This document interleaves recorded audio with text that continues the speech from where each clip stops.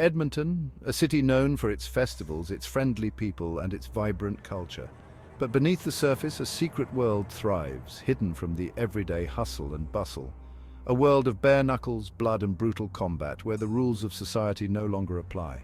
This is the world of Edmonton's underground fight clubs, a place where the primal instincts of man are laid bare.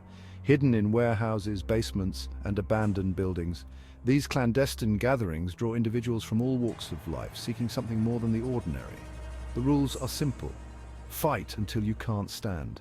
There are no referees, no time limits, just raw, unfiltered combat. The stakes are high pride, money, and sometimes even life itself.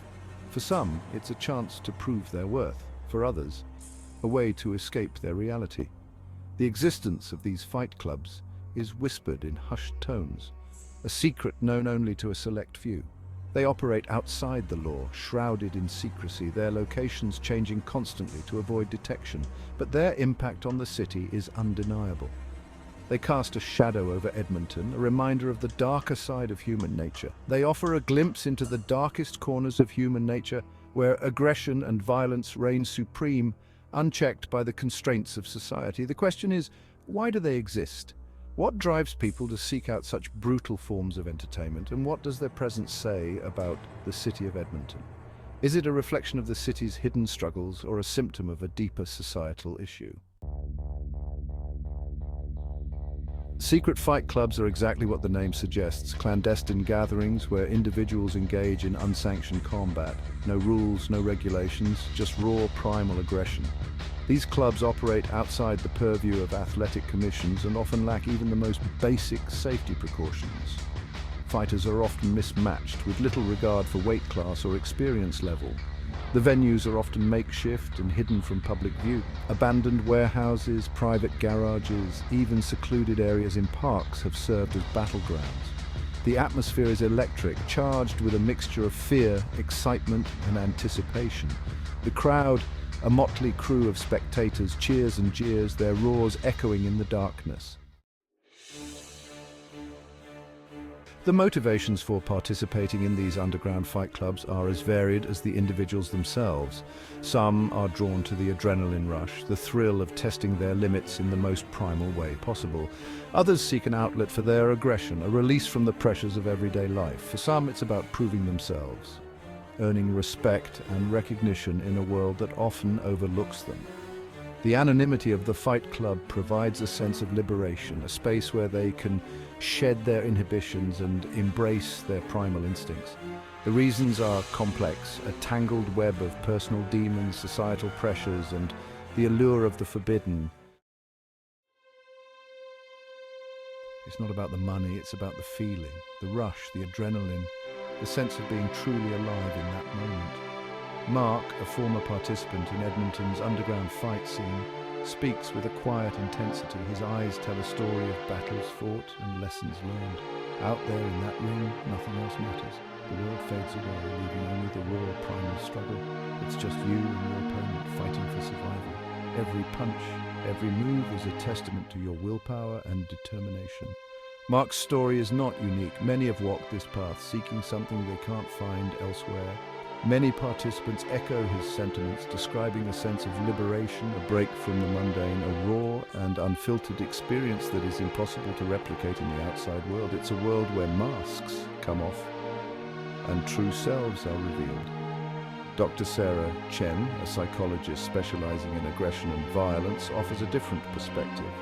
She delves into the minds of these fighters, seeking to understand their motivations. These individuals are often seeking control, a sense of agency in a world where they feel powerless. They crave the feeling of being in charge, even if just for a moment, a sense of agency in a world where they feel powerless. The ritual of preparation, the solitude of training, all contribute to this quest for control.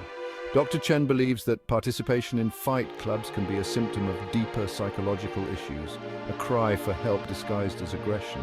She sees the pain behind the punches, a cry for help disguised as aggression. The anger, the frustration all point to a deeper turmoil within.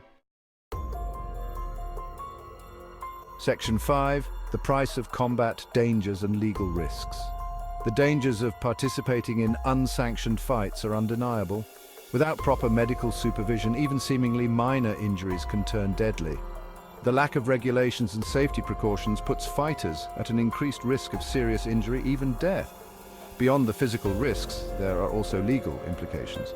Participating in or organizing an illegal fight club can lead to hefty fines, jail time, or both.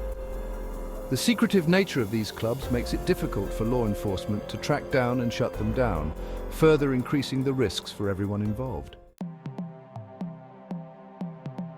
Arguments for fight clubs.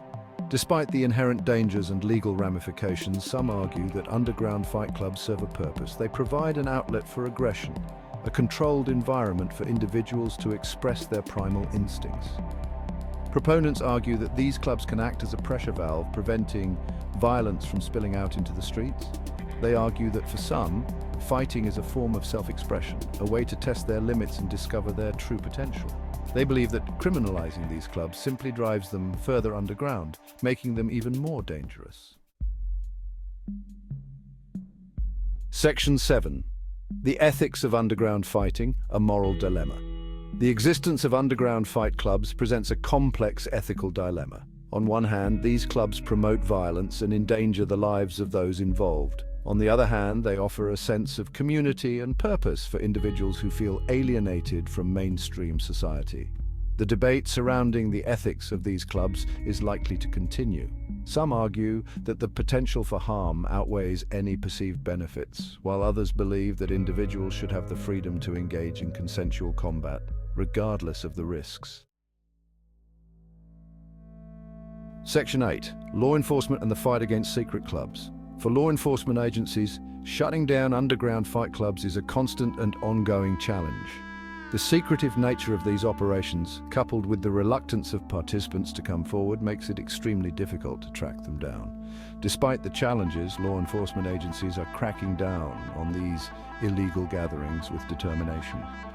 Raids are becoming more frequent, and organizers and participants are facing increasingly severe legal consequences. The message is clear. Underground fight clubs will not be tolerated by authorities. Is Section 9. The future of fight clubs, a look ahead. The future of underground fight clubs in Edmonton remains uncertain. Increased law enforcement pressure and growing public awareness of the dangers may lead to their decline. However, the allure of the underground, the thrill of the fight, and the sense of community they provide may ensure their survival. Whether these clubs will continue to operate in the shadows or find a way to exist within the confines of the law remains to be seen. One thing is certain, the primal urge to fight, to test one's limits, is unlikely to disappear anytime soon. Section 10. A city divided. Edmonton grapples with its dark secret. Edmonton, the city of festivals, is also a city grappling with a dark secret. Beneath the vibrant celebrations and lively streets lies a hidden world that many are unaware of. The existence of underground fight clubs exposes a hidden underbelly, a world where violence and aggression reign supreme. These clandestine gatherings are not just about the thrill of the fight, they represent a deeper societal issue. While these clubs may offer a sense of community and purpose for some, they also pose a significant threat to public safety. The violence that occurs in these secretive rings often spills over into the streets, affecting innocent bystanders and escalating tensions within the community. As the city grapples with this issue, it must find a way to address the root causes that drive individuals to participate in these dangerous activities. This involves not only law enforcement, but also social services, community outreach programs, and mental health support. Only then can it hope to shed light on its dark secret and emerge as a safer, more just city for all its residents. The journey to resolve this issue is complex and requires the collective effort of the entire community, from policymakers to everyday citizens.